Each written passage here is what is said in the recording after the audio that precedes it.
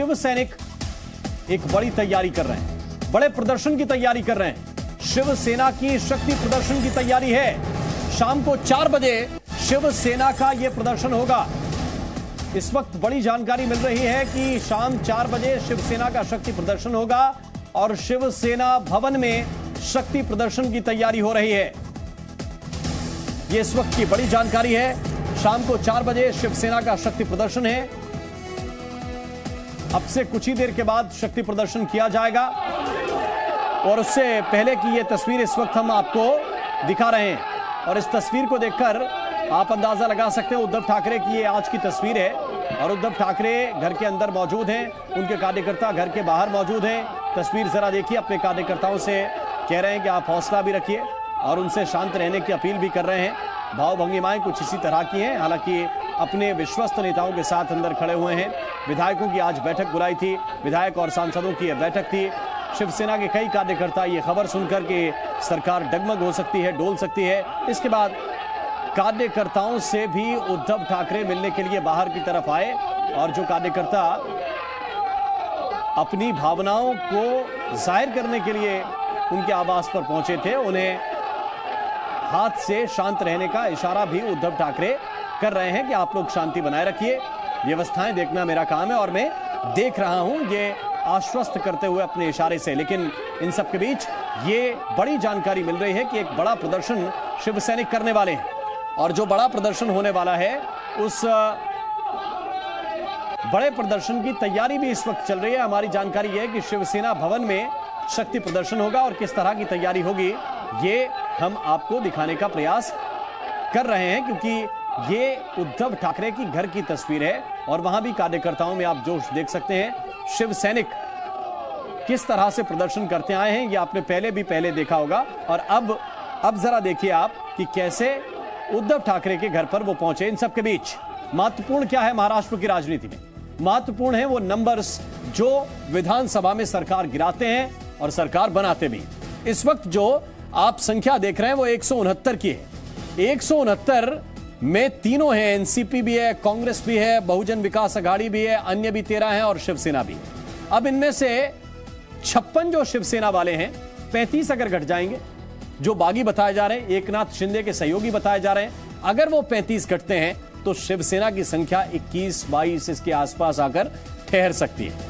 अगर ये पूरे 169 में से 35 माइनस हो गए, घट गए, तो ये संख्या 134 पर पहुंच जाएगी और 134 जो संख्या है वो काफी कम है क्योंकि बहुमत कम से कम 144-145 का है।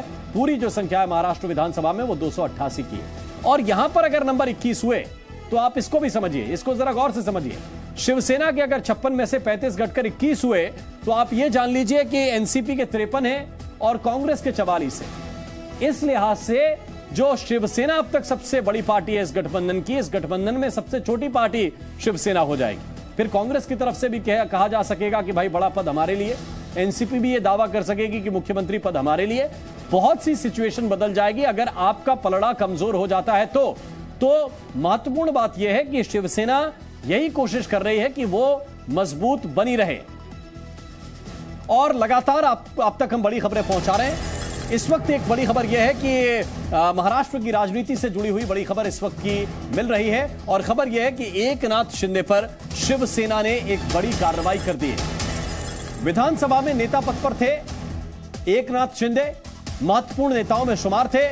अब उनके ऊपर यह कार्रवाई हुई है कि उन्हें विधानसभा में नेता पद से हटा दिया गया और विधानसभा में नेता पद से हटाने के तुरंत बाद शिंदे ने एक ट्वीट भी कर दिया। उनकी जगह अजय चौधरी को विधानसभा में नेता पद पर बैठाया गया है, यानी अजय चौधरी को अब एकनाथ शिंदे वाली जिम्मेदारी सौंप दी गई है। एकनाथ शिंदे ने इसके बाद एक ट्वीट किया है और उस ट्वीट में बाला साहेब की शिवसेना, शिव सैनिकों को सिखाए गए सबक, उनका जिक्र करते हुए एकनाथ शिंदे ने ट्वीट किया है। लेकिन शिवसेना ने तो संदेश दे दिया है कि एकनाथ शिंदे ने जो बगावत की है उसके बाद उनके खिलाफ जो पार्टी स्तर की कार्रवाई है वो की जाएगी और विधानसभा में नेता पद से हटाए गए हैं एकनाथ शिंदे। उनकी जगह अजय चौधरी को अब नेता नियुक्त कर दिया गया है। तो महाराष्ट्र की राजनीति से जुड़ी हुई लगातार बड़ी खबरें सियासी हलचल के बीच जिसका जिक्र हम कर रहे थे, शिंदे ने एक ट्वीट किया है और लिखा है इस ट्वीट में, लिखा है कि हम बाला साहेब के कट्टर शिव सैनिक हैं, ना हमने धोखा दिया ना धोखा देंगे। हम बाला साहेब के पक्के शिव सैनिक हैं। बाला साहेब ने हमें हिंदुत्व सिखाया है। बाला साहेब के विचारों और धर्मवीर आनंद दीघे साहब की शिक्षाओं के बारे में सत्ता के लिए हमने कभी धोखा नहीं दिया, न कभी धोखा देंगे। लेकिन ये जरूर बता रहे हैं कि बाला साहेब के विचार क्या थे। बाला साहेब के विचार कभी पीछे न हटने के थे, ठोक कर राजनीति करने के थे, और जिस स्टाइल में वो राजनीति करते थे, जो उनका राजनीति का स्टाइल था, उसी तरह से हम भी राजनीति करेंगे। और एकनाथ शिंदे दरअसल बागी हो गए। उनके बागी होने के पीछे के भी कई राज हैं, कई बातें हैं, वो हम आपको बताते हैं। पहली वजह, संजय राउत ने सीएम बनने की राह रोकी, एकनाथ शिंदे क्यों बागी हुए। दूसरी वजह, पार्टी में लगातार उनका कद कम होता गया। तीसरी वजह, पार्टी के अहम फैसलों से उनको दूर रखा जाने लगा था। चौथी वजह, राज्यसभा और एमएलसी चुनाव में पार्टी ने उन्हें जिम्मेदारी नहीं दी। संजय राउत को एमएलसी और राज्यसभा चुनाव में अहमियत दी गई। शिंदे इस बात से बहुत नाराज थे, और इसका जिक्र बीजेपी के प्रदेश अध्यक्ष भी कर रहे हैं, चंद्रकांत पाटिल, कि संजय राउत ने ही स्क्रिप्ट लिखी है।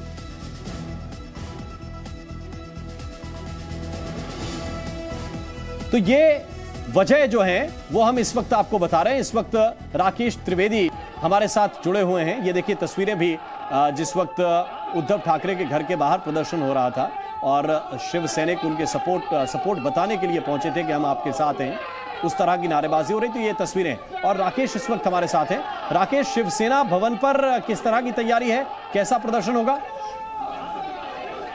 देखिए, शिवसेना भवन पर जितने जो शिवसेना के जो समर्थक हैं, जो शिव सैनिक हैं, वो वहां पर पहुंच गए हैं। उस तरीके का ये शक्ति प्रदर्शन है। और साथ ही साथ जितने 18 से 20 विधायक जो आज वर्षा बंगले पर उद्धव ठाकरे के साथ मीटिंग में जो शामिल थे, उन्हें भी कहा गया कि वो वहां पर पहुंचे। और उससे ठीक पहले 6 बजे फरेल जो इलाका है, वहां पर भी वो अपना शक्ति प्रदर्शन कर सकते हैं, एकनाथ शिंदे के खिलाफ विरोध प्रदर्शन कर सकते हैं। ये जानकारी जो हमें पार्टी की तरफ से जो सूत्र है शिवसेना में, वो हमें जानकारी दे रहे हैं। तो तस्वीर भी जो सामने आई है अभी सेना भवन से, वहां पर आप देख सकते हैं कि जो शिव सैनिक हैं वो शिवसेना का कहीं ना कहीं भरोसा जो है वो बनाए रखने के लिए यहाँ पर शक्ति प्रदर्शन करते हुए दिखाई दे रहे हैं, ताकि ये मैसेज जो है अपने वोट बैंक को दिया जा सके कि शिवसेना जो है वो अभी भी अंदरूनी तौर पर मजबूत खड़ी हुई है। और इसीलिए लगातार तमाम जो शिवसेना के बड़े नेता हैं या कांग्रेस और एनसीपी के नेता हैं, वो यही बयान दे रहे हैं कि सरकार स्थिर है, सरकार में कोई तकलीफ नहीं है। देखिए, मैं आपको ये याद दिला दूं, आम जो हमारे दर्शक है उनको समझने के लिए, कि जिस दिन वोटिंग होती है और काउंटिंग जिस दिन होती है, उस दिन भी इस तरीके के बयान आते हैं कि अभी रिजल्ट आना बाकी है और हम सरकार बना लेंगे, हम जीत लेंगे। ठीक वैसी भूमिका जो है इस वक्त है, जहां पर तमाम जो महाविकास आघाड़ी सरकार के जो नेता हैं वो यही आश्वासन देना चाहते हैं कि सब कुछ यहां पर ऑल इज वेल है। लेकिन अंदरूनी तौर पर अगर ये सब कुछ ऑल इज वेल अगर होता तो कमलनाथ को जो है यहां पर नहीं भेजा जाता, शरद पवार प्रेस कॉन्फ्रेंस नहीं ले गए होते और एकनाथ शिंदे सूरत में नहीं बैठे होते। तो फिलहाल एकनाथ शिंदे जो है उन्होंने भी ट्वीट करके अपनी मंशा जाहिर कर दी है कि किस तरीके से वो शिवसेना से खफा है। लेकिन यहां पर सबसे अहम बात यह भी है कि एकनाथ शिंदे का जो वोट बैंक है, जिस जगह से वो चुन करके आते हैं, वहां पर कट्टर शिव सैनिक जो है, कट्टर शिवसेना के जो हार्डकोर वोटर्स हैं, वही उनका वोट बैंक है। और ऐसे में अगर वो शिवसेना को बिना हिंदुत्व के मुद्दे पे या बिना बाला साहेब की विचारधारा के अगर वो उनसे अलग होते हैं, तो आने वाले वक्त में उनकी भी जो सियासी जमीन है वो खिसक जा सकती है। और यही वजह है कि वो लगातार अपनी विचारधारा में बाला साहेब को और हिंदुत्व को शामिल कर गए। ठीक है, ये बहुत महत्वपूर्ण है। और कार्यकर्ताओं का आक्रोश भी, उनका रोष भी, उनकी खुशी भी समझ में इसलिए आती है क्योंकि पार्टी के लिए जो महत्वपूर्ण काम करने वाले हैं वो यही कार्यकर्ता हैं। इन सब के बीच बागियों को मनाने की कवायद भी जारी है। सूत्रों के हवाले से यह जानकारी इस वक्त मिल रही है कि कुछ नेताओं को जिम्मेदारी मिली है कि वो एकनाथ शिंदे से बात करें। हालांकि एकनाथ शिंदे पर एक कार्रवाई कर दी है। मिलिंद नार्वेकर और रवि फाटक, इन दो नेताओं को जिम्मेदारी मिली है। वो कुछ देर में सूरत जाएंगे और सूरत पहुंचने के बाद उनके ऊपर जिम्मेदारी यह होगी कि वो एकनाथ शिंदे से बात करें और कोई रास्ता यहां से निकालने की कोशिश करें। अश्विन पांडे हमारे साथ लगातार बने हुए। अश्विनी, ये जरा बताइए कि कहीं से बीच का रास्ता निकलने की कोई उम्मीद है? चर्चा के लिए मिलिंद नार्वेकर, रवि फाटक को जिम्मेदारी तो मिली है, लेकिन क्या एकनाथ शिंदे मुलाकात करेंगे? अंदर से कोई खबर मिल रही है? जी देखिए, सूरत के लिए ये दोनों ही नेता जो है शिवसेना के वो निकल भी चुके हैं।